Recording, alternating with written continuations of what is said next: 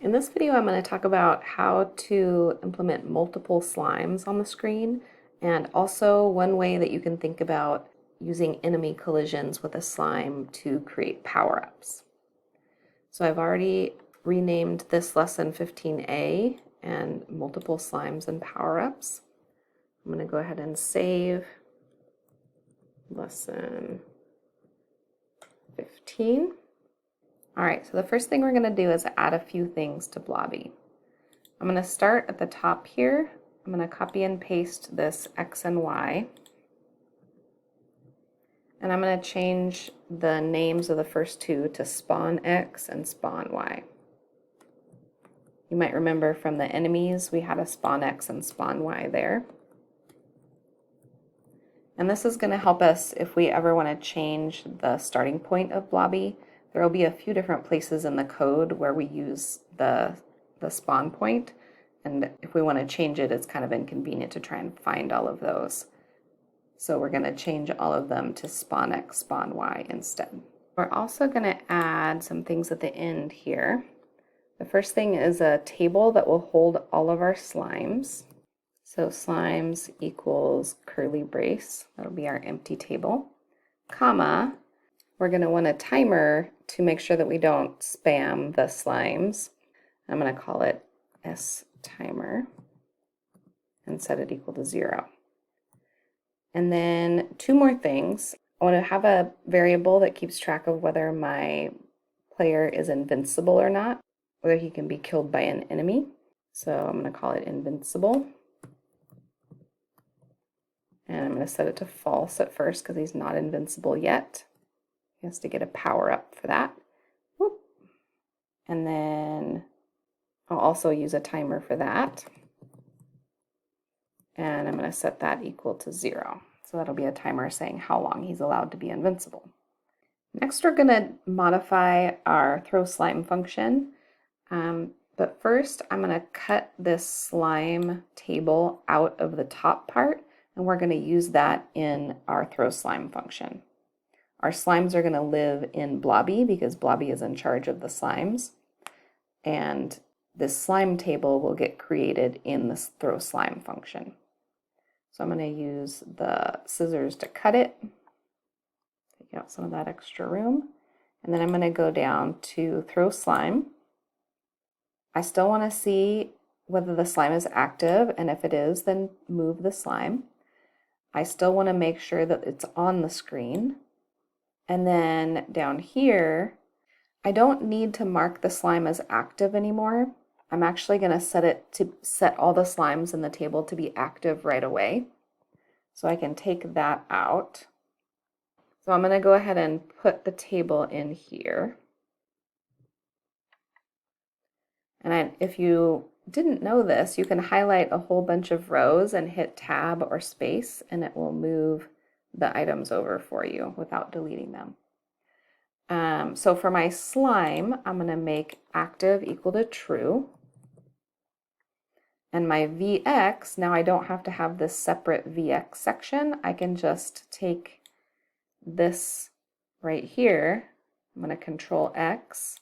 I'm going to delete the 0 and Control V to paste it in.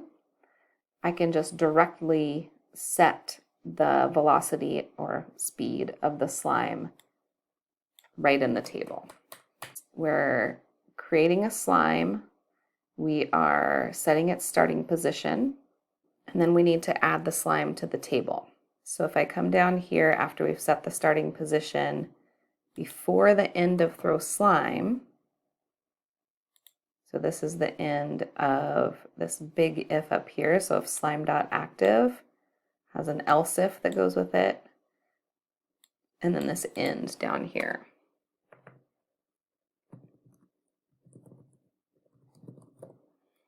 And this if is the blobby.vx. And then this is the slime.x. Oops. Okay. So down here, we're creating a slime. We're setting its starting position. And then we're going to add it to the table. And the table lives in Blobby, so we're going to say Blobby dot slimes. That's the name of the table. And then brackets we'll put inside where we want to put the slime. And the place that we want to put the slime is at the end of the table. So we're going to find the length of the table and add one. So hashtag blobby.slimes.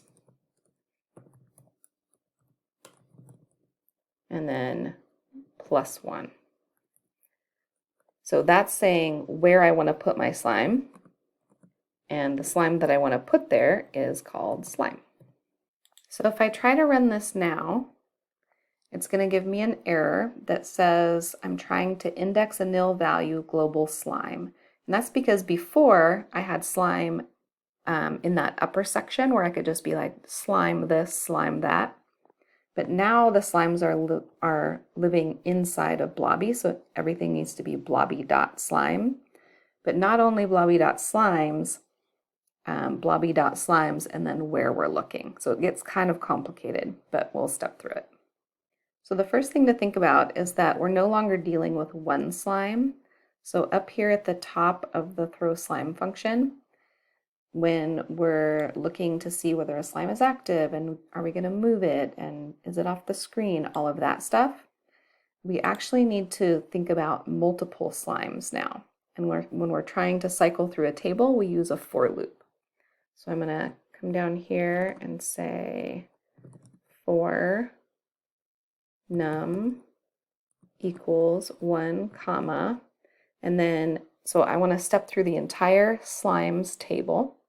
So I'm going to do 1 to hashtag blobby.slimes. I want to do this stuff here. I'm going to hit tab. That's inside the for. And right after this for, I'm going to make a temporary variable or a local variable. I'm going to say slime. So I'm going to reuse that name, but now it's a local variable just available inside this function. So I'm going to say slime is the slime that I'm looking at inside the table, which would be blobby.slimes. Brackets, and the space that I'm looking at is num. So now I'm saving the slime that I'm looking at as slime, and now I can just leave all of these slime references in here because now the code knows what that slime is.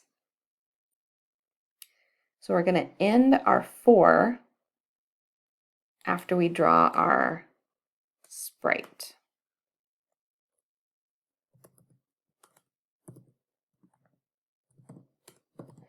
And you might notice that now we have this if up here that cannot connect to this else if because we're ending this for loop here. So I'm going to come here and say end if slime active.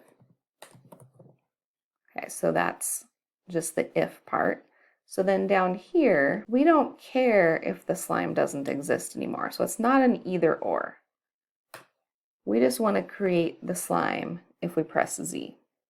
So we're looking through all of the slimes to move them and make sure they're on the screen. And at the same time, we're checking to see if a button was pressed and if Blobby is moving. And if so, then we're going to create a slime, set its starting position, and add it to the table. So let's go ahead and run this and see what happens. So if I sure have a fast slime there. Okay, this was a tricky one to spot.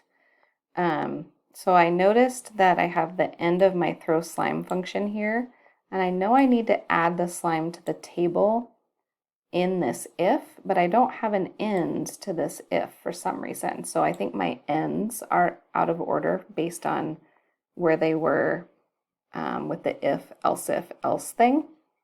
So we have, if our button was pressed, we need to create our slime and add it to the table. So over here, this is going to be the end of my if button press, which means that this line should be indented. So I have my button press, I've created my slime, I'm setting the starting position of my slime here. And then I have this end that's if slime.active, that was from before. So we no longer have an if slime.active, we have to take that out. And then still in this if, where we're creating the slime, I need to add the slime to the table. And then I can end that button press if. Okay, so we have all of that in the button press and the throw slime. So let's see if that fixes my slime issue.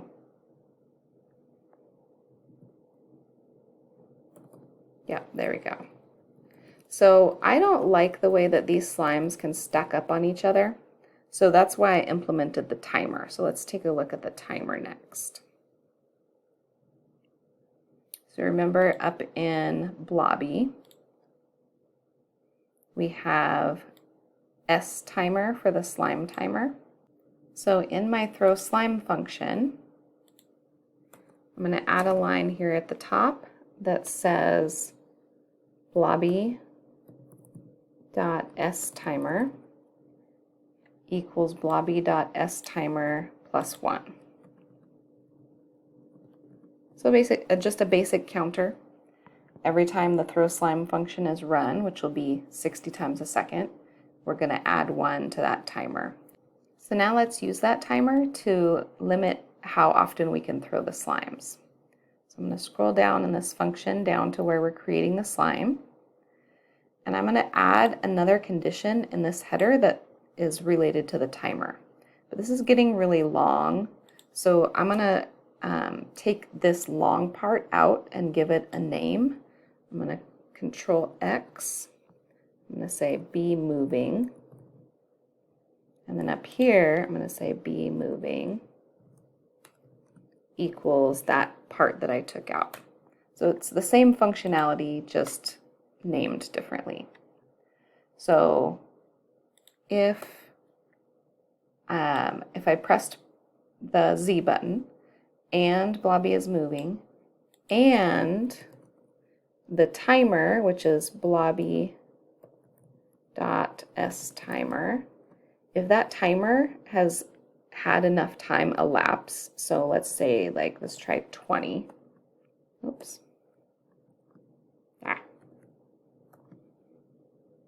Then I'm allowed to create another slime. But after I create a slime, I need to reset the timer so that my time starts over.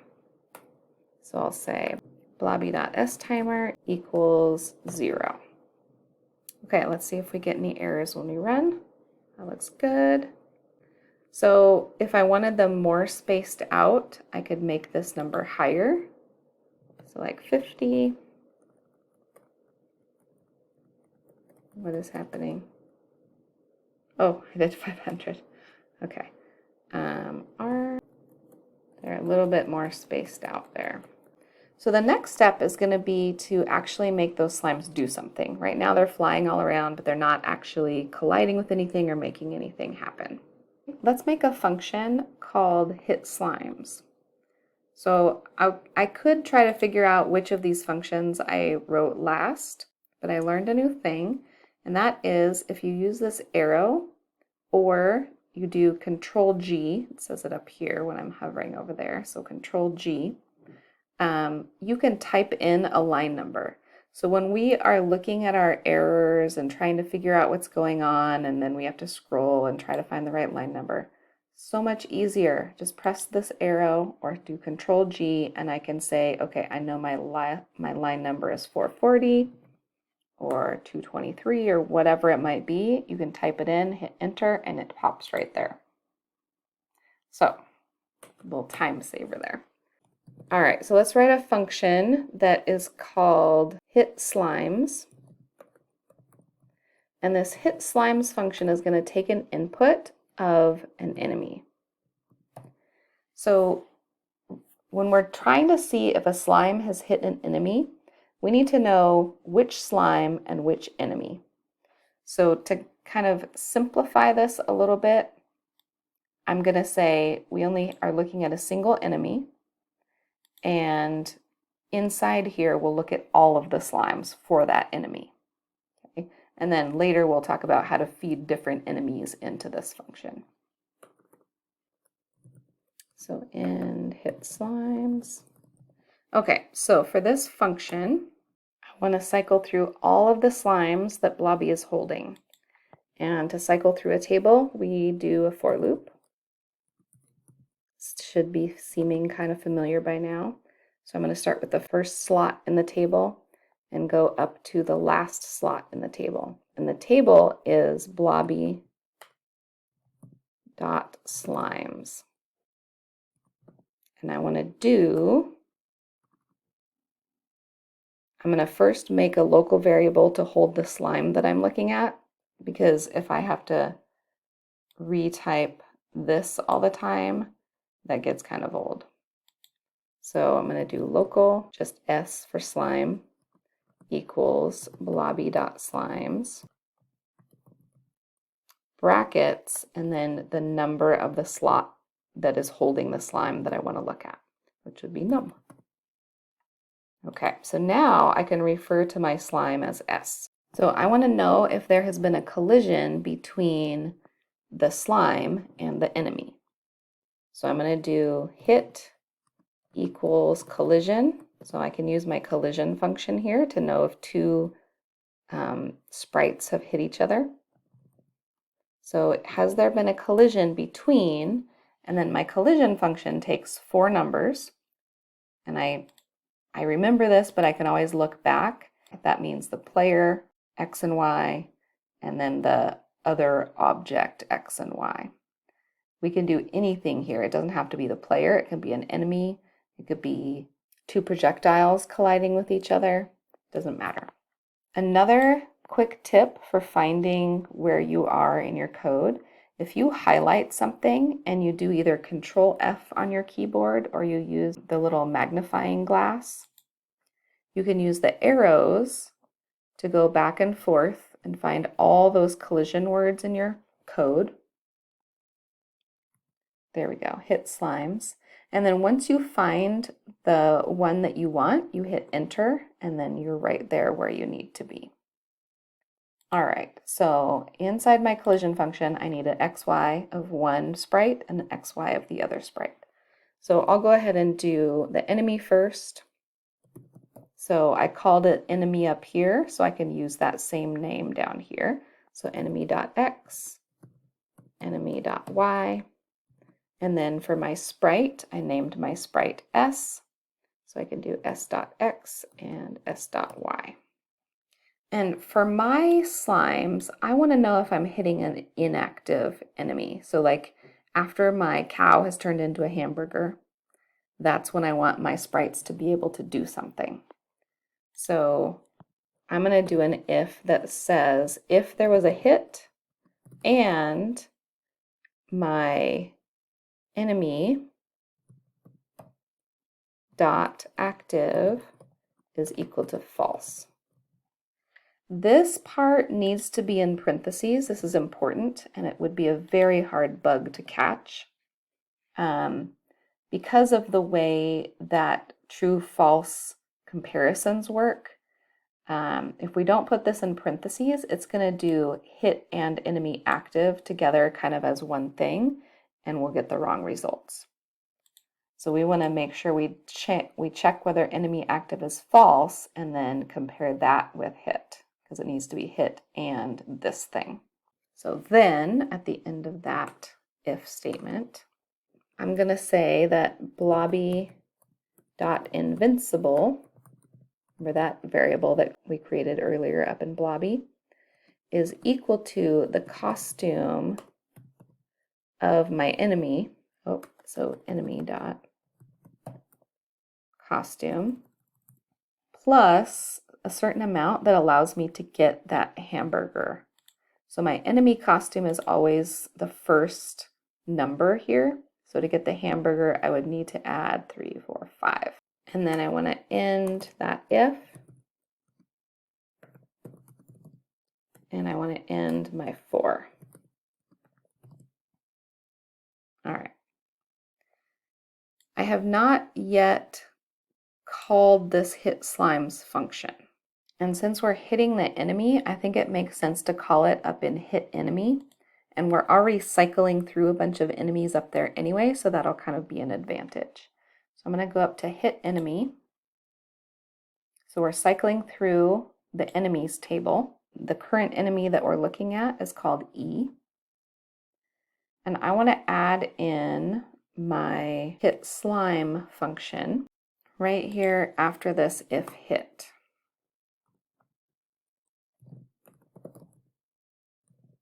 And it needs to take an input of an enemy, and remember I called the enemy E.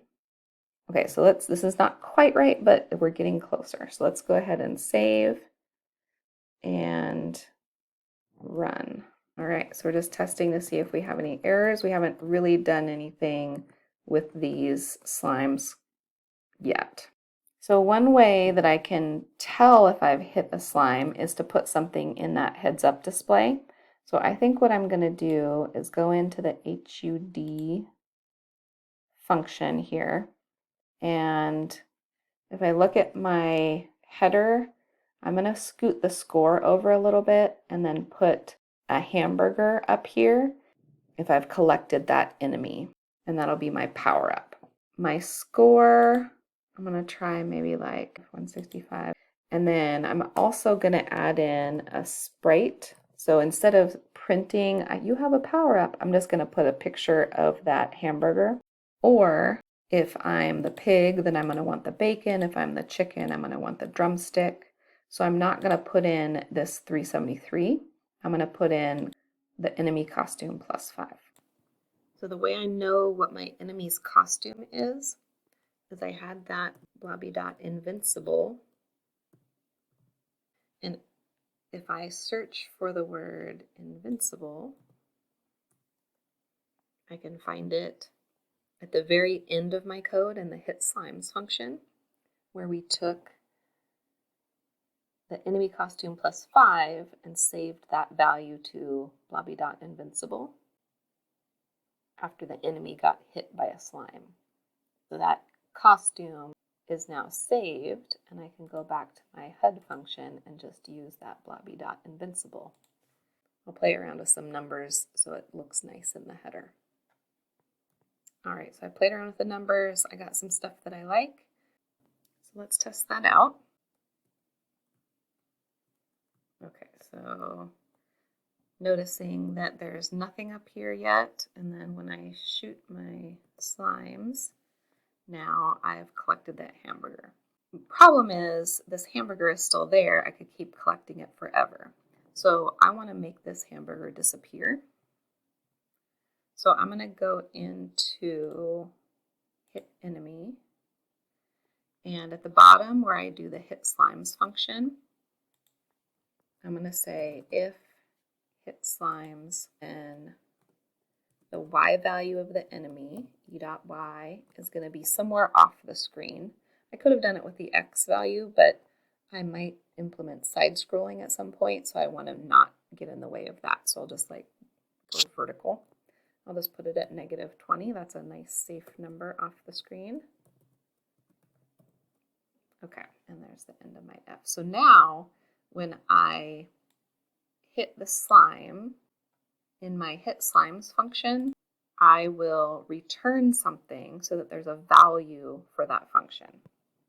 So after I hit the inactive enemy, the hamburger enemy, I will return. It doesn't really matter what I return as long as it's not nothing. So anything that I return will count as a true, and if nothing gets returned, that will count as a false. So we have return, remove. So if I collect that hamburger, then I want to remove it from the screen. Back in my hit enemy,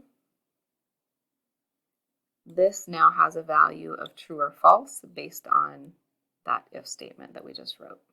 Okay, well, let's just see what happens. There we go. So it added a hamburger up here and it made the hamburger over here disappear. I want to implement being safe from the enemies while I have that hamburger collected. And in order to do that, I'm going to implement a draw Blobby function. So instead of having Blobby be drawn up here in TIC with this sprite function, I'm going to cut that. And instead, I'm going to put draw Blobby, which I haven't written yet, but we're about to do that. So I'm going to pop to the end of my code, Control G for go, and 462. There we go. So function draw Blobby.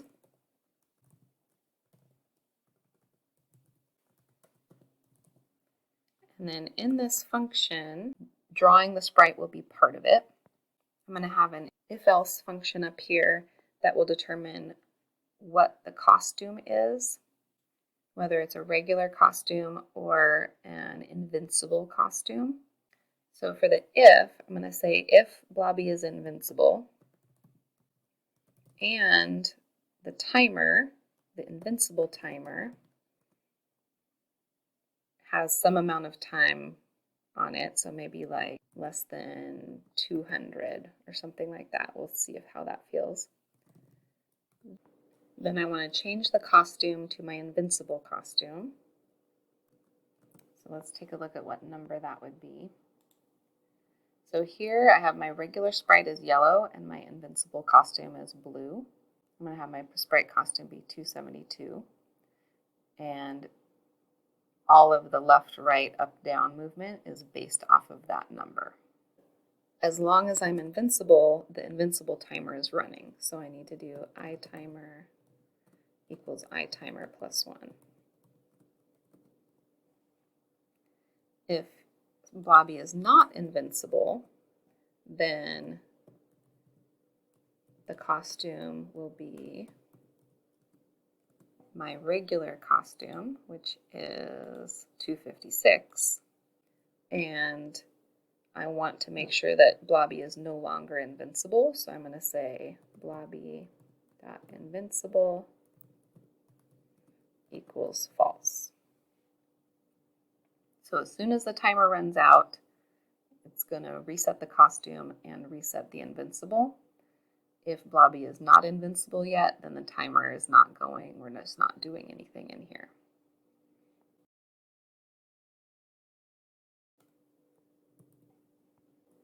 All right, I turned off the AI because I was getting really annoyed. Oh, 467, compare nil with number, function draw Blobby. So here I forgot to put Blobby dot iTimer because the iTimer lives in Blobby.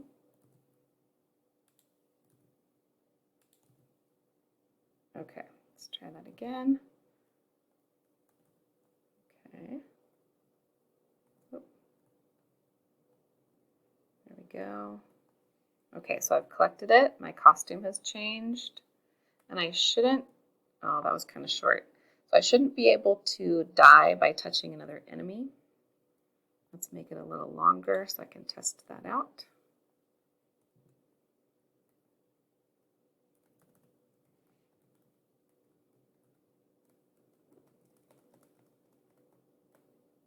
Okay, so I'm safe, can't die. Oh, and now, can I die? My invincibility seems to still be on. Oh, I forgot to reset my Blobby timer, my iTimer. So here, Blobby.iTimer equals 0. All right, so let me collect this hamburger and then see if this other cow up here, oh my gosh, can kill me. Nope. Okay, let's see if he can kill me now. Nope. Okay, so there's a reason for this. So in the hit enemy function, we need to say that we only allow an enemy hit if we're not invincible. What I'm going to do is take out this e.active that's in both of these hit functions and pull it out and put it with the blobby.invincible. So if blobby.invincible equals false, so if he's not invincible and he is active, and the enemy is active, then we are allowed to get different hits. So I don't need this because I put it in the upper if. I don't need this because I put it in the upper if. Oh, you know what? I forgot to put in my parentheses. Remember how I said that's really important last time? So this first if is the part that's going to be indented. And I'll need another end.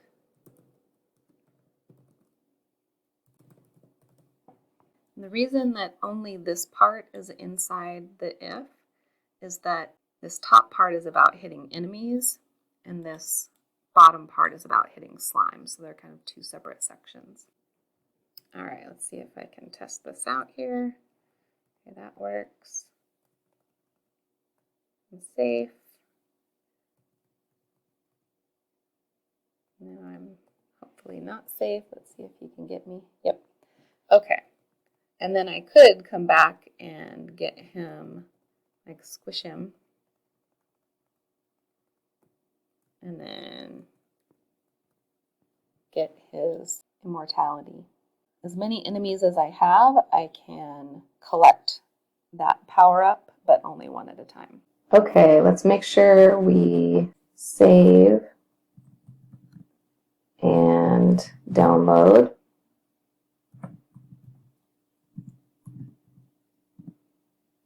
Make sure our file is safe and backed up.